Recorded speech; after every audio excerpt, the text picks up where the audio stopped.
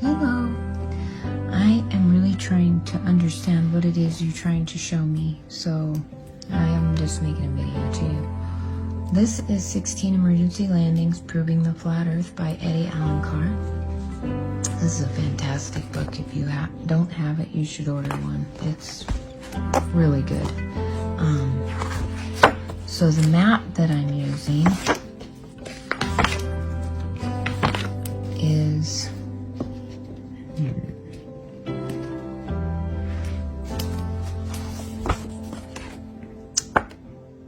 here it is. The New Standard Map of the World. Gleason's. It is from 1892, so it's not really new, but I guess when they named it, it was. Scientifically and practically correct as it is. I'm using this map because this is the map our government uses. All of our governments. And this is the map that pilots use and people who plot the flights. And this is the map that our military uses. And I don't own a fake globe, so that's the map I'm using. So you said here somewhere in Russia, I don't know how to say that word, or that place. And then I think you said Portugal and South Africa. So no, it's not a perfectly straight line, but pretty close. Let's see. This is another flat map. The Gleason's map isn't the only flat map, but this one's the air map of the world. There's lots of maps in here to look at. You should check out the flights, though. I mean, when I was in high school, I went to Africa with my dad, and we flew from New York to London to Kenya. Straight line. So these emergency landings, they go into detail about documented flights where the plane was in the air, they had a landing, they had an emergency, needed to land, and wherever they landed made no sense to the people on the plane. And unless you plotted it on a flat earth map, and it made perfect sense. I hate to say flat earth map. It's not the flat earth map. It's the Gleason's map. And our United Nations uses the same map. See that? Yeah. So, one more thing. Let me show you this other map that they found in, I think it was in a Buddhist temple. And here it is. This was the world map made 10 centuries ago. We live in here.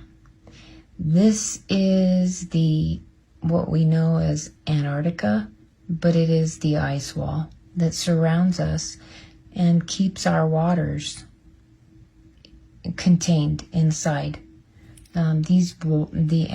Look up pictures of the Antarctica ice wall. The ice wall, it's high up.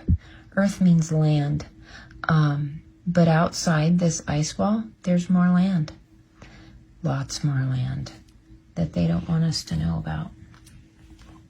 That and hiding our Creator from us is their goal, I guess. I don't know.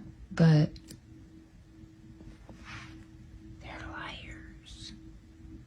Anybody's carrying the Bible there. Amen. Yeah, shit. Right. Let's do it. Okay. It is Sunday. Oh, you got it on video, I think. Oh. Is it Oh, red? no, my bad. Okay. Have you heard the Earth's flat, though? Huh? Have you heard that the Earth is flat? A long time ago. It's in the Bible. Okay. Yeah, Revelation chapter 1. I'm sorry, Genesis chapter 1. Okay. Why is flat Earth so important? Here's why it's so important to me. Because the people who are trying to control us and orientate how we live and disfigure our past and corrupt our truths dub themselves the globalists. You have to understand this. This goes way more than just the physical. This is the metaphysical. This is the ethereal. This is the spiritual. So, if you don't understand that we are living at least if it's not a flat plane, at least it's not a globe. That's on an axis of 23.4 degrees minus of 90 is 66.6 degrees. You know? And the orbital speed is 66,600 miles an hour. Now, I had a friend say to me, well, you know what, maybe I'll look into that when, you know, it's relevant. Here's the thing. It's relevant right now. Your life has been a lie until this very moment. It has been a fucking lie. And that's what's most critical, is that you have to understand we were purposed and we were designed.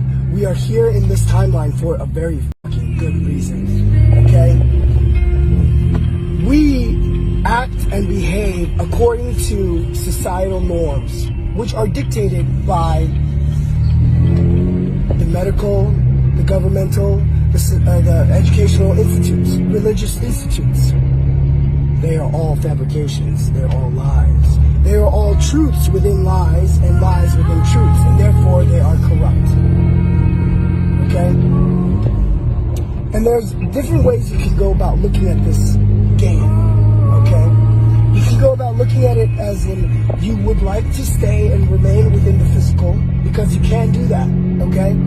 Or you would like to get the fuck out of this prison.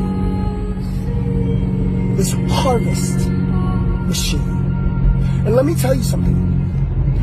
The power of a memory can sway an individual from behaving a certain way, or will instigate an individual to behave a certain way. The power of a memory can create a trauma, and that trauma is so significant that it will stave an individual from acting or behaving or engaging with certain people, cultures, religions, anything. So that memory then becomes a literal, physical force to be reckoned with. This almost tangible force, which resides within the consciousness of man, okay, is what is harvested when we die. So we come back here memoryless, and this is because they've taken everything from us. They've ripped us. They've raped us of our memories, our emotions, our experiences that have been garnered through an existence, a single lifetime. And they slap us and throw us right the fuck back down there. Now we've gotten to a point where the ferocity inside of us and our spirit is becoming untamed.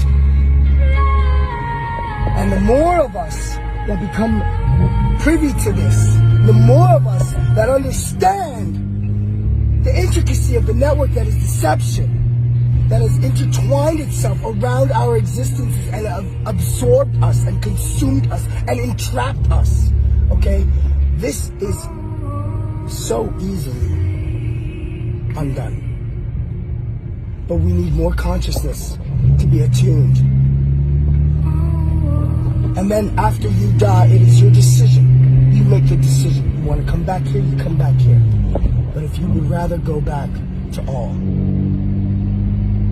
to the true warmth, then you need to do some serious soul searching and deconstruction of the things that you have learned, because everything you have learned has been a fucking lie. And that starts with flat Earth. If you think the Earth is a globe, stop this is for scrolling. all you globe people. That's the moon right there. And you see how the light is shining off those clouds? If that shit was really outer space, 27 billion light years away, it should be space lighted up between the clouds too, shouldn't it? It's dark out here. Them clouds over there too, you can't see them. But it's casting a goddamn shadow on these clouds right here. I think this right here is local, man. The moon and the sun has to be local, because if that was the case, if it wasn't the case, the outer space would be lit up. But let me know what y'all think. What is one conspiracy theory that when you first heard it, you were like, that's completely stupid, and I don't know how people believe that, but now, like, on the download, like, on the really, like, download, like, secretly, like, kind of not really, but, like, low-key to yourself, quietly in your head, you're like, you know, you're like, just a little bit, you're just like, but you're like too like embarrassed to admit it, like low key, but you know, you're just like, okay, I'll start. Flat Earth.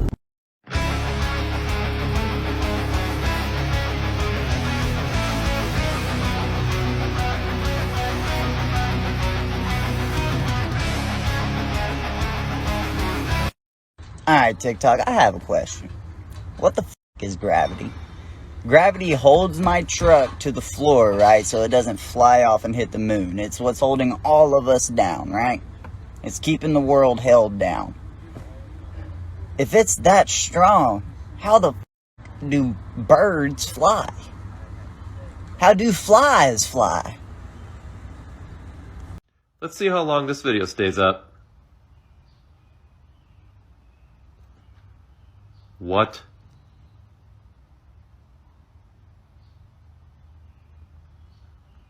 Plasma.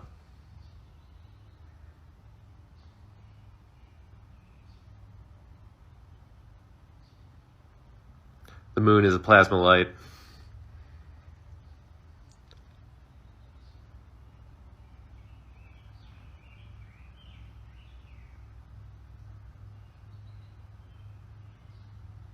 Score one for the flat earth community, right? It's a light.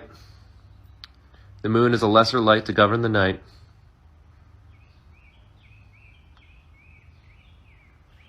It was inside the moon.